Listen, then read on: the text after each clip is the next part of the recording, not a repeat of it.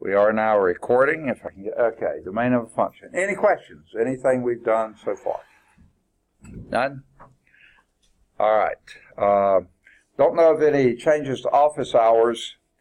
I do have a meeting coming up on Friday, but it's 12:30, which is after my office hours are usually over, so I'll still be on campus. So actually Friday's office hours on the Birmingham West campus are actually 8 to 12:30. 12:30 I've got the meeting that's, yes. Okay, question. Good deal. What is it? It's which? Okay, let me get it down. What page? Okay, problem set. Number 10? 20. Okay. All right. Good. All right, let's see. Is this the best place to do it? Yeah, I think that's the best place to do it. So this is page 44. Let me get my pen set up. Okay. Page 44. This is 1.4 exercise number 20. Now, that wasn't part of the homework set, but it's still fine. I'll answer anything from the book. Evaluating a function. In these exercises, find each function value if possible. All right. Now, let's see. Make sure yeah, I think we've covered this. Okay. Number 20 is V of R is equal to 4/3 pi R cubed. Now, before we do anything much with this, does anyone recognize that as anything, or is this just some weird combination of symbols that the author decided, let's throw these out there and see if we can confuse the students as much as possible? No, we'd never do that. Okay. Anyone recognize that?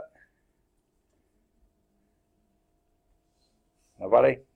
It's the volume of a sphere. Let me see, the books move them around some.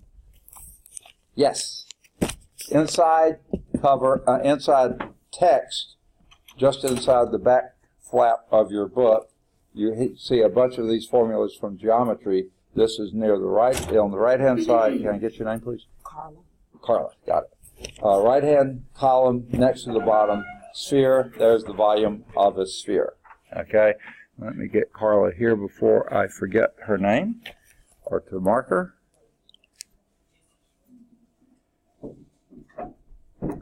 Carla Gray, right? Yes. Got it. Okay. Let's back up here. Okay. We're doing, it wasn't one of the homework exercises, but it's from the exercise set, page 44, section 1.4, exercises number 20. Okay. V of R is equal to 4/3 pi R cubed. The A part here says calculate V of 3. How do you do that? Plug it in, plug it in. Everywhere you see an R up here, plug in a 3 instead. So that will be 4/3 pi, and then you would have 3 cubed. What do you do first here? Second? Yes, do the cubed. And what is 3 cubed? That would be 4/3 pi. And what's 3 cubed? 27, someone say? Okay, that's correct. Okay. What else can you do here? One fairly simple little thing. Divide 3 into 27. What do you get? 9. Okay. And that gives you, anybody? 36 pi. Boy, that sounds good, doesn't it? I love pi. Okay. All right, 36 pi. Now, I don't know if that's the answer they have in the, well, they don't have it in the back of the book, okay? But if they did, that's what it would be. They don't have even numbers in the back. If you don't like having symbols like that, pi is just a number. It's 3.1416, blah, blah, blah, blah, blah. It keeps on going forever. So you can, your calculators have a pi key on it, most of them. 36 times pi, it would give you the approximate number. 36 pi is exact. Okay? Now, okay with that? All right, the B part. The B part says V of 3/2. I can tell y'all are looking forward to this one, aren't you? Yes, okay, 4/3. I can't write. I say thirds and write fourths. Okay, duh. It must be a Tuesday on a Monday this week. Okay, 4/3 pi times 3/2 cubed. Okay, I can write the 4/3 part. Okay, I'll do that. 4/3 pi. Now you tell me what 3/2 cubed is. Not that hard. Leave it in fractional form. You already know what 3 cubed is. 27. And I think you probably know what 2 cubed is. 8. Okay. Very good. That won't reduce. However, do you see anything that will? Second. Okay, 3 will go into 27 9 times. And 4 will go into 8 twice. So that leaves us with 9/2 pi. A nice round number, isn't it? Okay. And you can leave it like that if you want to. No reason to substitute in what pi is. That just makes you write a lot of digits down. Any questions on this? Does this make sense? All right. Let's do the C part. Ooh, V of 2r. So basically, what we're saying here, if indeed this is, if this is the velocity of a sphere, what happens? The volume of a sphere. What happens if you double the radius? What happens to the volume? Any guesses? Double it? Let's see. Let's see if that works. What would you do? Pretty exciting, huh? 4/3. I can do that part. Pi. I can even do that part. Now what? Say again? Tell me. What are you doing to the r's when you go from here to here? From there? Yeah. You're plugging in whatever you see here instead of the r there, right? And what do we have then? 2r cubed. All right? Well, what's that? That's 4/3 pi. Now what's 2r cubed? 8r cubed. Okay? So this becomes, can't do anything to divide out anywhere. That's 32/3 pi. Whoa. You went from 4/3, 4/3, I left off my r cubed. Duh. Okay. 32 pi/3 pi r cubed, whereas before it was just 4/3 pi r cubed. What you did, you increased the volume by 8 times. Not double it, 8 times. Why? Because you're cubing that radius. And if you think about it, if this is a cube, just picture that being a ball of radius r, and then you double that, you got a lot more than twice the volume. Okay? This isn't quite right, but going from a baseball to a bowling ball, that's maybe a little bit more, way heavier. How many of you want to throw a bowling ball at 95 miles an hour? Okay, I don't think so. Okay. Okay, we won't go there then. All right, does that answer your question? All right, good questions. Any others? All right. Number 37. 37, perfect. This is on page 45, otherwise it's the same. So I'm not going to write all that, well, I'll write some of it down. Let me erase all this if I can get it to erase, okay? and we'll do page 45. All the rest of that was the same, and we're doing 37. All right. Find the values for which f of x is equal to 0. And these exercises find all the real values of x for which f of x is equal to 0.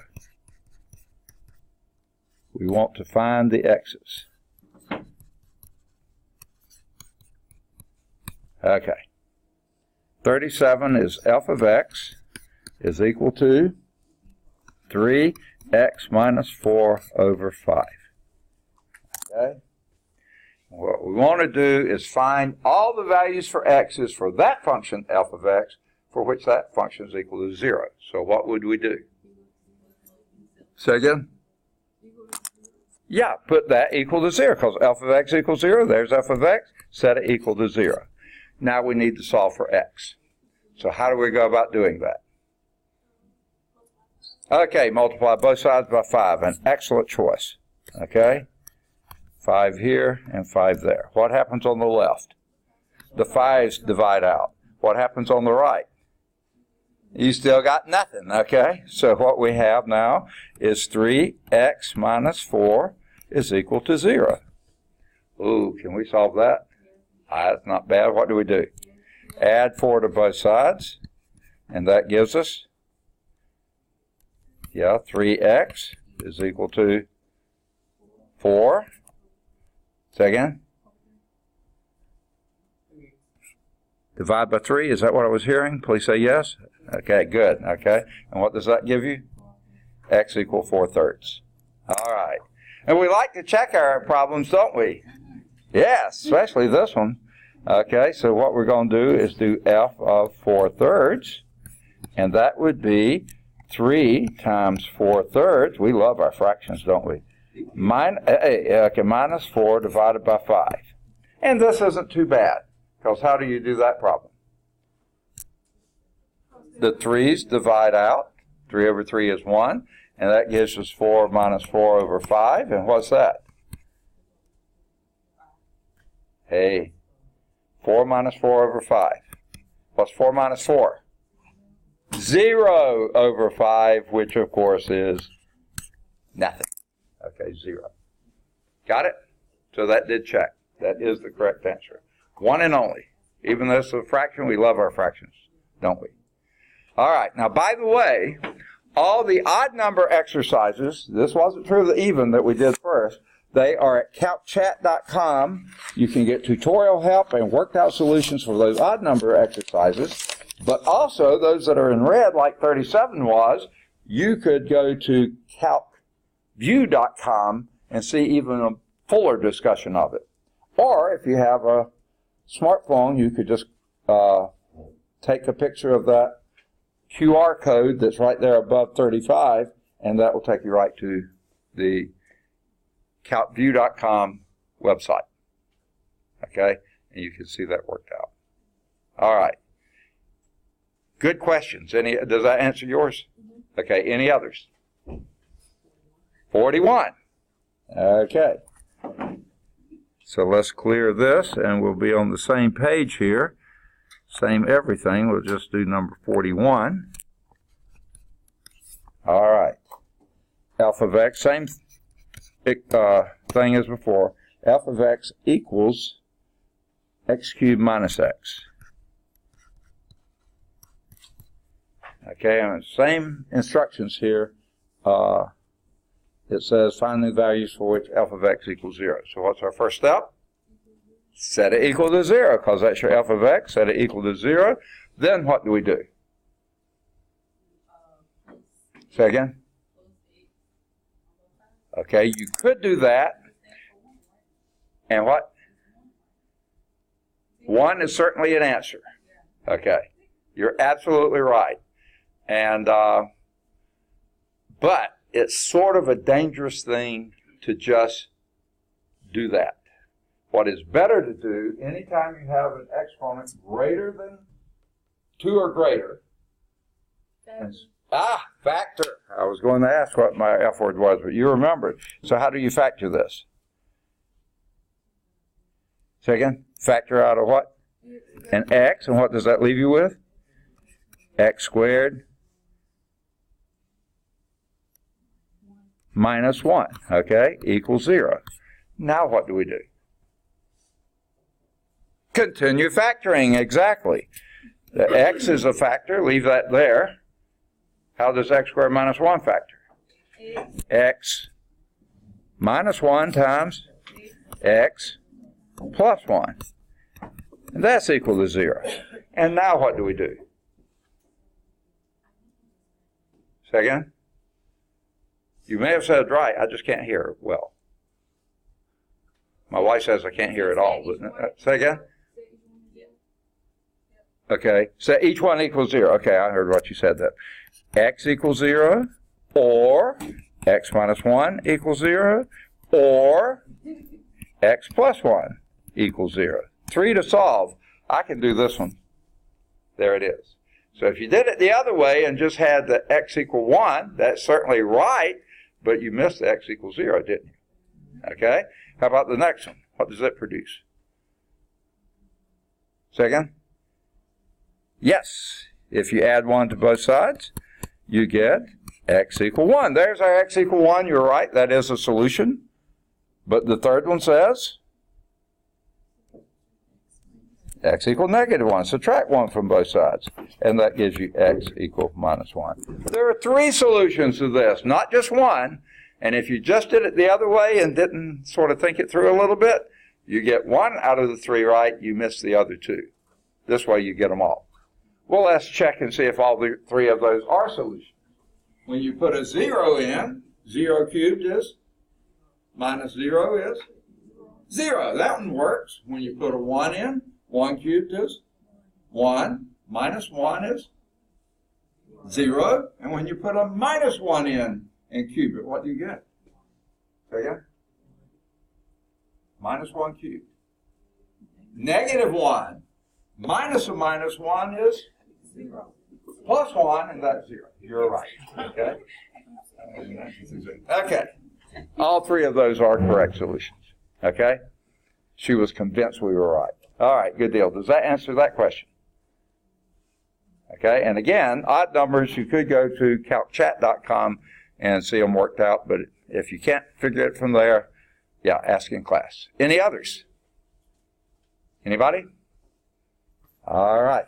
If not, we'll go back to domain of a function, which is where we are here. I'll just go on from here. The domain of a function can be described explicitly, okay? And sometimes we do that. I'll give you a sort of, try to keep this sort of short. My younger brother, before he retired early, I'm still working and he's retired. Okay. Worked as a vice president for, I guess, operations for a local electric power company, okay? And part of his job, every end of the year, he was in there cranking out and figuring out what were the trends from the last 5 years. What was the cost of the electricity they had to buy? What was the cost of maintenance they had to do on their equipment? What was the cost of labor? What was the cost of all the costs that he would have had, okay? You know, vehicles, that kind of stuff. And then he looked at income, you know, how much did they get from, how was their base? Did they have an increase over the last 5 years of customers? Was it flat? Was it declining? What was it doing? He looked at the number of businesses, you know, the industrial or the commercial. So he looked at all these things and got projections, what happened in the last 5 years. Well, what was his domain?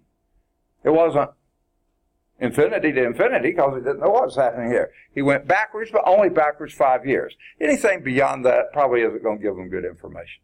So his domain was a explicit domain. For this year, it would have been 2014, 15, 16. Okay, like that. He would have looked at those numbers just for that, made projections with all that data, put them together, profits minus, income minus cost, revenue minus cost, to see what, if they needed to request a rate increase or whatever, okay? Other times, the domain of a function is implied is implied by the expression used to define the function, not given explicitly. Okay? What do we mean by that? The implied domain is a set of all real numbers for which the expression is defined. Okay? Now, here's a function. F of x is equal to 1 over x squared minus 4. Now, if they don't tell us anything, if they don't give us any other information, our first guess is domain is all real numbers. But then you look at the function and see if there's any you have to exclude. Now, what do you notice about this function? What is that horizontal line? Say again? It is a fractional form. You're absolutely right. In other words, named as a division form, right? That long, flat, horizontal line is the dividing line, right? That means you divide. This is divided by that. That's what a fraction is. And what can you never have in a fraction, or can you never do in division? Second? Okay, yeah, you can divide by exponents if that's what you're saying. I may be hard of hearing. I may not hear you right. What can you never have in a fraction or never do in division? Second? I can't hear. A little louder, somebody. Say again? A negative. Oh, negatives are fine. Okay. Decimals. Huh? Decimals. Decimals are fine. Zero! What can you never do with zero? Oh, yeah. Divide by zero. You can never have zero in the denominator of a fraction or ever divide by zero, right? Have you ever tried? Pull out your calculators. 7 divided by 0. What you get? Error! Okay, so don't do it. You can't do it. So what this is telling you is that your denominator, this thing, can never be 0. Now, if that was just 4 down there, you know 4 is never 0. But anytime you have a variable in the denominator, you have to make sure that variable, no values of that could ever make that denominator 0. So here's what I do. The book doesn't quite do it. Ah, the 10 o'clock scholar. Okay. Okay. After the airport, I-20 and I-69 is closed. Yeah, I know. So I came to neighborhoods. Yeah, I know. And here at the turn, there is accident. The accident, I saw that too, yeah. All right, we've heard the sad, sad story. Okay, all right. We're glad you made it. Okay. All right. All right. Wow. Okay. So here's what I do. Exactly what you just told me. The denominator can never be 0. So we write that down. This denominator is x squared minus 4, and you just said it cannot equal 0. Now this is how I do it. The book just talks about it, but this is how I do it mathematically, analytically. What would you do with a situation like that? Somebody over here, that was your favorite word? Factor it, all right. And what can you do to factor this?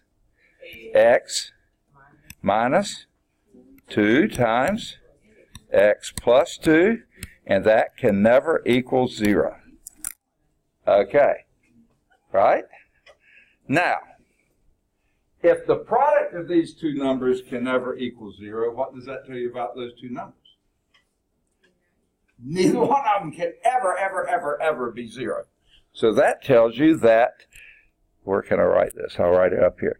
X minus 2 cannot equal 0. Now, before we put an or there, this time we put an and. And x plus 2 cannot equal 0. This is how you do inequalities, okay? Okay? And the first one, what would we do? Add 2 to both sides. I'm going to do it right here. And that gives us x cannot equal 2 and, not or, subtract 2 from both sides, and that gives us x cannot equal negative 2. Neither one can it ever be. So, what's your implied domain? You can say it in words like they do here. All real numbers x except plus or minus 2. Now that's a real shorthand way of writing it. I kind of like that. There are two other ways, if you don't want to write a sentence like they just did, an implied domain consisting of all real numbers other than x equal plus or minus 2, you can say the set of all x values such that x is not equal to plus or minus. Goodness gracious, where did that come from? Okay. Let me do that again. Okay. Plus or minus 2. Okay? That's a set notation. There is one other notation. The book likes this one, and you have to sort of do some visualization here. So let's imagine your domain is all real numbers here. Here's 0, and the number line goes on forever. And you can tick off 1, 2, 3, 4, 5, 6, 7, and negative 1, 2, 3, 4, 5, 6, wherever. Okay? Now, it's all those numbers there except x equal negative 2. I'm going to put a circle there, meaning it can't be that one, or x equal positive 2. That means it can't be that one. Right? Now you describe what the number line is telling you. Where do we start over there? Say again? Yeah. What do we call that expression out there? Negative infinity. Up to negative 2. Does it include negative 2? No, so we put a parenthesis there. If it included negative 2, we'd put a bracket. Okay? We don't. We union that, and where do you go from there? From negative 2, but not counting negative 2, so we put a parenthesis, not a bracket. Okay? To where? To positive 2, and put what? A parenthesis there, because we don't include positive 2 either. Union that with from 2, but not counting 2, so parentheses 2 to positive infinity. There we have it. There is our domain. It's this part, it's that part, and it's that part. We union these together. We just have to leave out the minus 2 here and leave out the plus 2 there. Boy, that's a long way to do it. Yes? No, you never put a bracket by for infinity. Plus or minus, they're always in parentheses there. Because infinity is not a number. It just represents it goes on forever.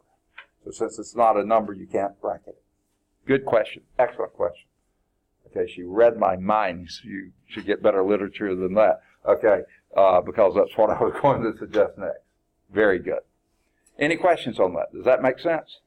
This is what I call set notation. This is writing it out as a sentence, and this is interval notation. Now, one reason I don't really care for interval notation, if it was just, say, this part here, then that would look like it's an ordered pair. No, no, no. You have to do it from context. This is the domain, so that would be. So this is an implied domain that comes from the function itself. You know those values can't be there. Okay? Those two values are excluded from the domain because division by 0 undefined. Can't do it. Okay. Make sense? So, jot this down in the memory bank. Anytime you see a variable in the denominator, check it out. Make sure no values of that denominator can make it 0.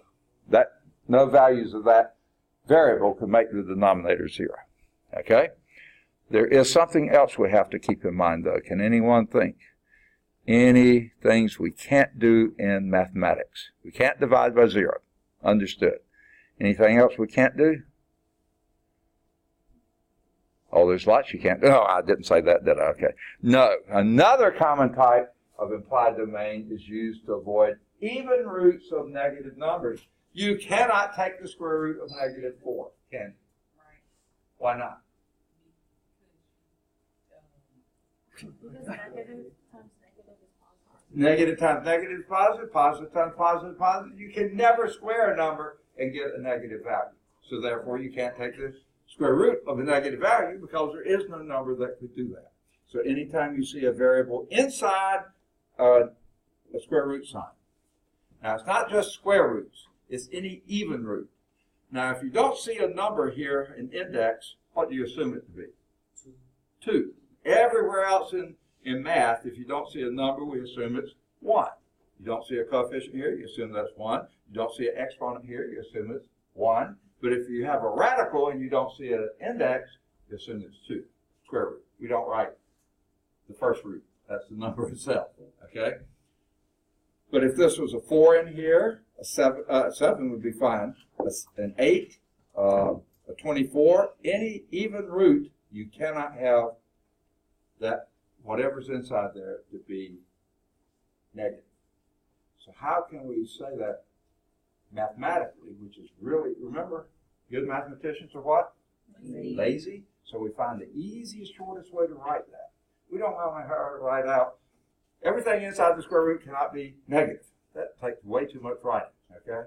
So how do we say this can't be negative? The x can't be negative. Real short. If it can't be negative, what would it be? Positive, okay? I don't want to write that out either. X has to be positive. Actually, it's just non-negative. So how could I express that? X has to be greater than or equal to, because it just can't be negative. It could be 0 or positive. This says it right there. X greater than or equal to 0. Now, actually, anything under that radical has to be greater than or equal to 0. So the implied domain is this, okay? You can write it in that sentence, or you could say the set of all x's such that x is greater than or equal to 0. The what's under the radical can't be 0. Or we can do our number line. Okay. There's our 0, and you could tick off your points here if you wanted to. Okay. But what we know is greater than or equal to 0. So nothing back here, nothing over there could be. Can 0 be? Yes, it can be equal to 0, but not anything else. So then we put the bracket, okay? And it goes where? Positive infinity. So that's why we do the interval notation as being bracket 0 infinity. Always the parentheses after an infinity. So that's what they have down there. So they went from last time just saying a sentence to this time doing the interval notation without explaining where that came from. That's where it comes from. The set notation is perfectly fine too. So, in general, the domain of a function excludes values that would cause division by 0 or that would result in an even root, trying to take the even root of a negative number. So we know how to say that. Later, hopefully in this course, we'll find out you can't take the logarithm of a negative number. You can't even take the logarithm of 0. So there we'll have another couple of things we can add to our pot. Right now we're just dealing with these two. Variables in the denominators, variables under a square root symbol. Or even any even root symbol. Okay? So let's get to example 7. Find the domain of each of these functions. A, what's the domain of that function? A little louder. What's the domain of that? Second? Negative 3. Negative 1. 0. 2. 4. Perfect. Okay? Now, usually you write that as a set. So I would write that sort of like they did, only we're only putting the domain is negative 3, negative 1, 0, 2, and 4.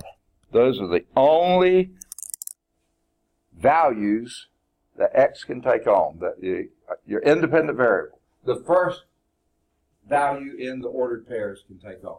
That's all. That's the domain of f. I usually abbreviate that to be the domain of the function f. Now that's not a technical thing, that's just my shorthand. All right, let's look at B. What would you notice there? Second? Okay. What about it?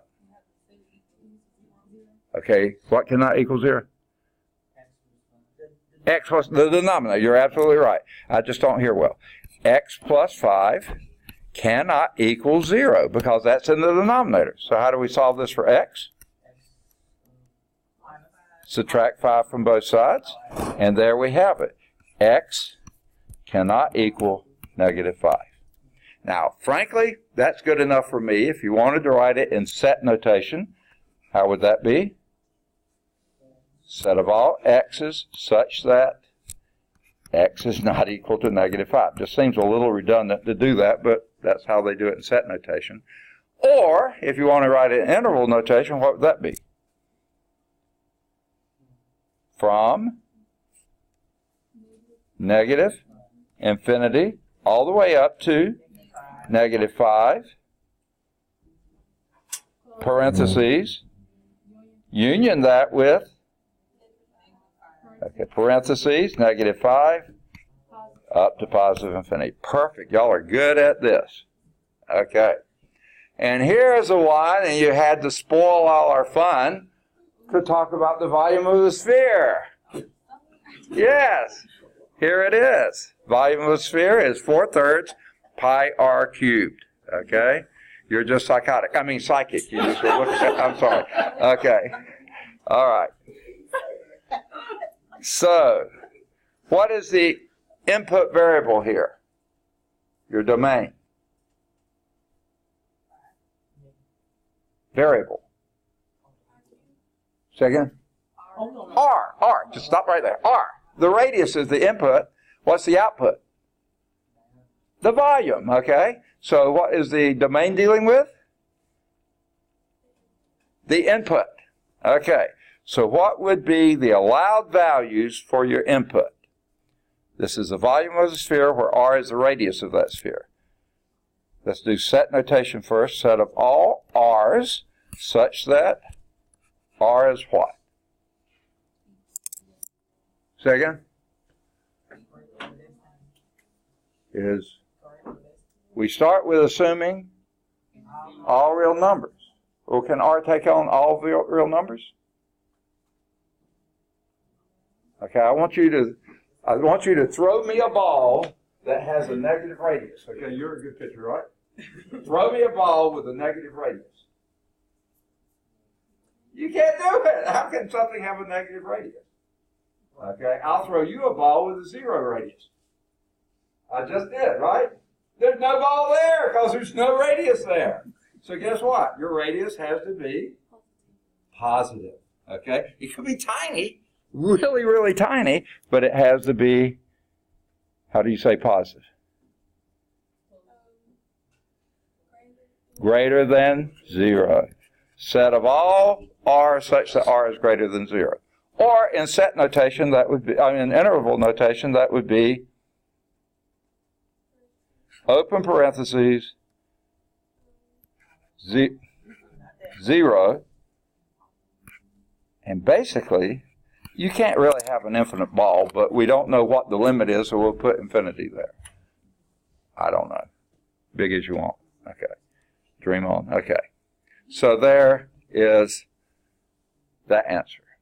All right, how about D? What can you tell me there?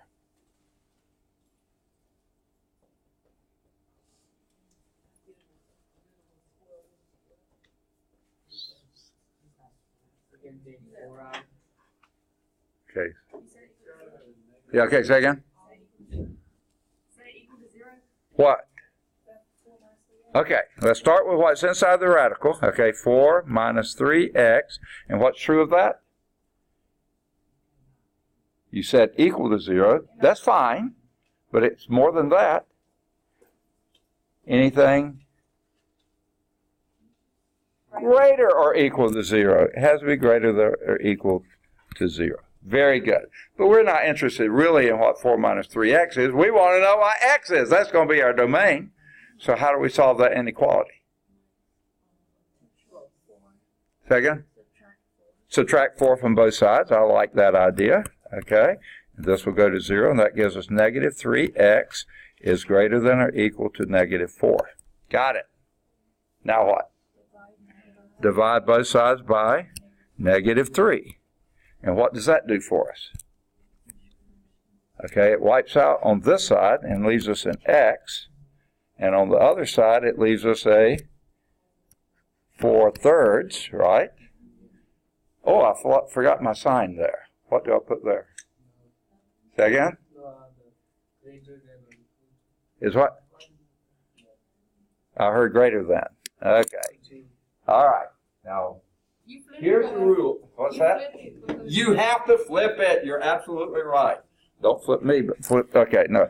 That's less than or equal to 0. Now, here's the rules. When you're dealing with directional inequalities, remember when we're dealing with just an inequality, you just treat it like an equal sign. Only thing is it changes ors to ands. Okay. If you want to, you can see a lot better on one of these chairs. So somebody learned that before, wasn't it? You, wasn't it? That were in the over there last time. You much better vision. Oh, it wasn't. Somebody was over there last time. It was really hard to see. Okay. Okay. So if you have an inequality, you just treat it like an equal sign. Just go to town with that. Just keep it an inequality. But if it's a directional inequality, now here's what you can, or what you do or don't do, or whatever. Okay. If you're adding or subtracting positive or negative numbers to both sides of that directional inequality, you leave it exactly the same. Just like here, we subtracted 4 from both sides. We left it greater than or equal to. When you're multiplying or dividing positive numbers across one, leave it exactly like it is. But when you're multiplying or dividing negative numbers, that means you have to flip it. And that becomes x less than or equal to 4/3. Okay? Here's a good check. Okay? If you had left it greater than or equal to 4/3, what's a number greater than 4/3? Pick an easy number greater than 4/3. 1 is less than 4/3. Okay? Greater than 4/3. 2. Okay. If you put a 2 in here, what do you get? 4 minus 6. 4 minus 6 is? Negative 2. Can you take the square root of that? No. So that one doesn't work. Give me a really easy number less than or equal to 4/3. Really easy. 0. If you put a 0 in here, you get square root of 4, which is 2. Perfectly fine. Perfectly great number. Okay? So, you can always, if you're uncertain about these directional inequalities, at the very end, plug in a number that you know is less than or greater than or equal. Whatever it tells you, see if it makes it work. If it works okay, you're okay. A number greater than 4/3 will not work. A number less than 4/3 will. 1 would work too if you tried that. It'd be 4 minus 3 is 1, square root of 1 is 1. So that would work fine too. Okay, I was just too lazy to do 1. All right, any questions on those? Let's see how they did them. Okay, for the first one that we did way back a long time ago, the domain consists of all the first coordinates of the set in the ordered pairs. This is it. Usually we set the domain, I would say, of that function f equal to the set of -3, -1, 0, 2, or 4. Okay, very good. That was pretty easy. That's an explicit domain. We know exactly what numbers they are and none other. The b, okay, that's the one that was 1 over x minus 5, or x plus 5, or whatever it was, x plus 5. Okay, so you know that you cannot have that denominator equal 0, which means x cannot equal -5. So they just wrote that without putting it in either set notation or interval notation. This one, because this function represents the volume of a sphere, and the values of the radius have to be positive, because you don't have a sphere if you have no radius, and you don't have a sphere if there's no such thing as a negative radius. I can't even picture that, okay? So therefore, any length, real physical lengths have to be positive. Okay. So that's values are greater than 0. They just write it out in the sentence, but then put the shorthand there. And then d. That function is only defined for values which the thing under the house, okay, under the square root sign, has to be greater than or equal to 0. That's what you remember about that. Now you solve that for x to find the domain of x, and that would be less than or equal to 4/3. They left out all the work on it and just said, voila, there's the answer without telling you why. But you know why now, right? Good deal. Any questions? All right. So the domain of that is the interval. This time they put it in interval instead of all. I forgot to do this one, but since that is that, where do we begin?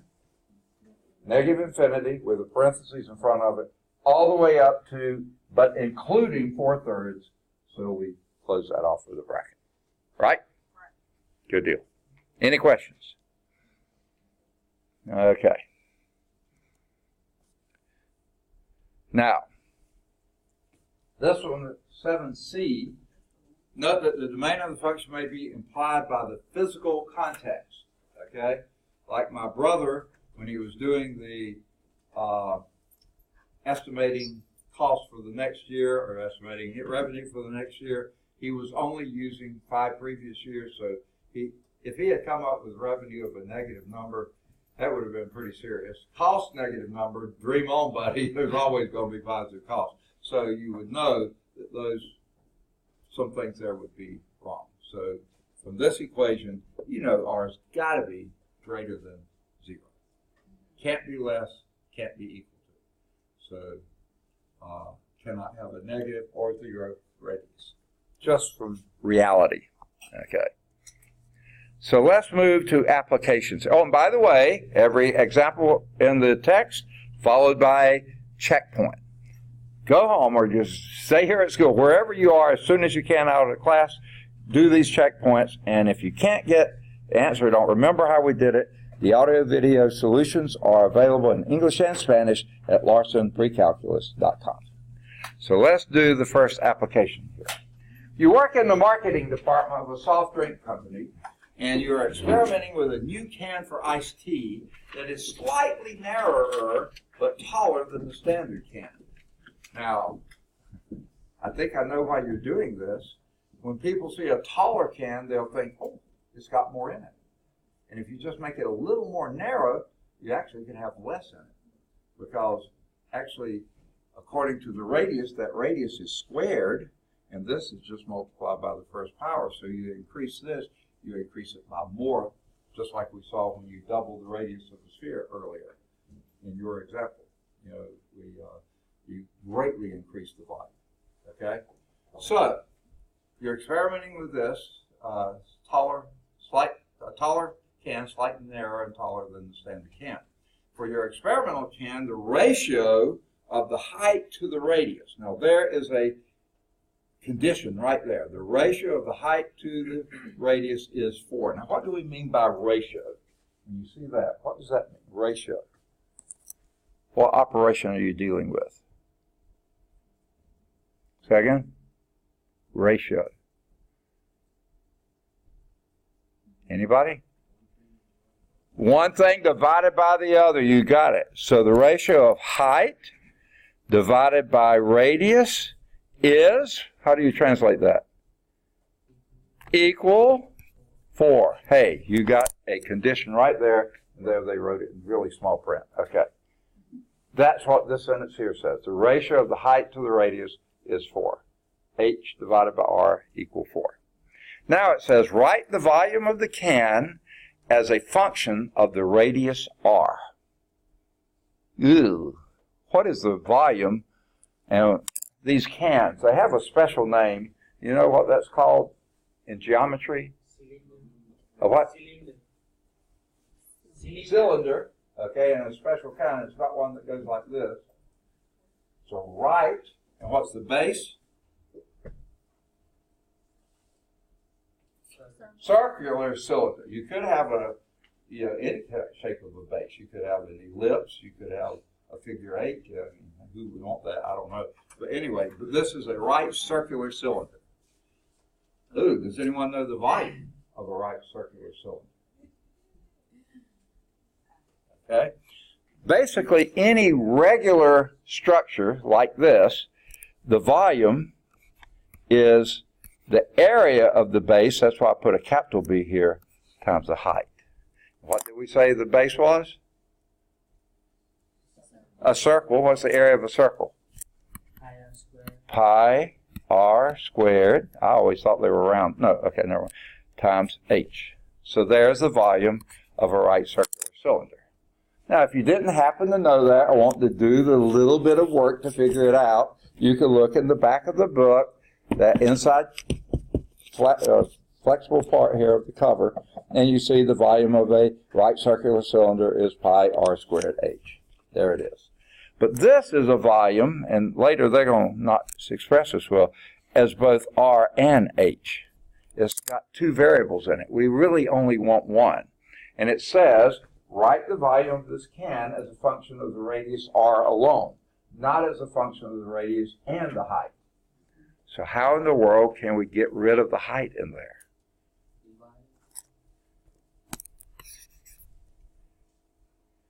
There's our condition, right? Let's see what the height is in terms of radius. How do we get that? Multiply both sides by r. Yeah, and that wipes it out on this side. You get h is equal to 4r. So now we can write v is equal to pi r squared. We want it in terms of r, so leave that alone. But instead of h, we now put times 4r. Okay? And that's just a very simple thing to do. What would be the volume of that in terms, get the number out front. What would that be? Just rearrange the numbers. Yeah, 4 pi r cubed. Done. There it is. There is the volume of the can, V, as a function of radius alone. Nice. Everybody see how we did that? Using the condition they told us about. The restriction on the ratio of the height to radius is 4. Okay? Now this time, why in the world do they want to do this? Find the volume of the can as a function of h alone. Don't have any r's in it. How can you do this? Let's go right back up here, and we had h is equal to 4r. How can you get that in terms of r? I mean r in terms of h. Divide both sides by 4, and now you have r is equal to h over 4. So now we come down here to our original formula. That's pi. Instead of r, we put h over 4. But what do we do with that r? Squared it, and then multiply it by h. Yeah, we want to leave that h alone. So what does this become? Pi h squared. Yeah, okay, it's going to ultimately be that. Let's leave it alone for now. H squared over what? Which is 16 times h, which would then be pi over 16 h cubed. You see that? So here you could express the volume as a function of radius alone, right there, or as a function of height alone, right there. Okay? There we go. So increasing the radius really increases the volume a lot. Increases the height, you don't increase the volume as much because you're dividing by 16. You are increasing it, but not as much. Radius, you're increasing it because you're cubing it, just like you cube the height down there. Now you're multiplying by 4 pi rather than 1/16 of a pi. So yeah, the radius is what gives you the greatest change in the volume. And there's a checkpoint there, and you can do that. I would suggest doing it as soon as you can after class. Whoa, I'm about to lose my book. Okay, now, here's another thing. If you notice in the book, this last one, here's how they wrote it. Pi h cubed over 16. Any difference between those two answers? Perfectly correct. Both of them perfectly correct. However, if you were doing a problem in WebAssign, and it was WebAssign is a computer program. The input is, there's your answer, okay? Not all these things are your answers. You know, computer programs are really dumb. They're no better than who puts it in, you know. It will only recognize one of those. It'll tell you the other's the wrong answer when it's not. It's perfectly correct. That's why I don't care for WebAssign. By the way, I notice you're able to access your book. Is everybody able to access your ebook? Or do any of you still need a code? I requested a code. I haven't heard back from them. Okay? So I hope to hear today, possibly later this week. As soon as I hear, then I'll put it as an announcement on Blackboard, and you'll get your code if you need. And then if you like using WebAssign, it has great tutorial help. Of course, this book has great tutorial help without it, but you can certainly use it. All right, how are we doing? I never have got my watch out. I hear people. We got what? 42, so we've got 3 minutes. Oh my. I don't think we have time to do the next application, do we? That's the path of a baseball. Man, we didn't get very far today. I'm sorry I was running late, so I thought we were going to finish today. We didn't. Path of a baseball we'll do next time, and then alternate fuel stations we'll do that one as well. Oh, and then there's evaluating a difference quotient. So we got 3 things to do. Difference quotients is that. Hopefully we'll get all those done next time and be through with 1.4. In the meantime, in the meantime, your homework exercises are either 5 or 7. I've assigned these before. They're both at Calc Chat. 7's at Calc View. Do number 9. It's a Calc Chat. Do any of the odds 11 through 17. They're all at Calc Chat. 11's a Calc View. Do any of the odds 19 through 29. They're all at Calc Chat. 21's a Calc View. Do either 31 or 33. They're both at Calc Chat. Do any of the odds 35 to 41. They're all at Calc Chat. 37's a Calc View. Do either 43 or 45. They're both at Calc Chat. 43's a Calc View. Either 47, 49. They're both at Calc Chat. 49's a Calc View. Oh, I'm sorry. That's 47 through 55. They're all at Calc Chat. 49's at Calc View. Do 57. Do 59. And I think we stop there, because the next one's the path of the ball, and that's what we're going to do as the next example. Got it? Good deal. Any questions? All right. We'll then see you on Thursday. Good deal. Good crew.